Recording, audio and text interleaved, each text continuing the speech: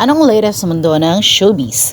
Former Ilocos Sur Governor Chavit Singson nabuo ng bangaralista sa nakaraang trillion peso march. Sa gitna ng ingay at pagbudito, nanatili itong kalmante at game pang sumagot sa mga naging katanungan sa kanya.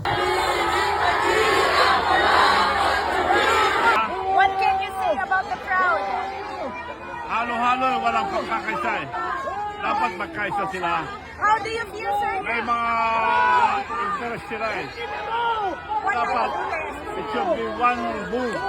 Just to remove the president, the most powerful, yung mga natanggalin.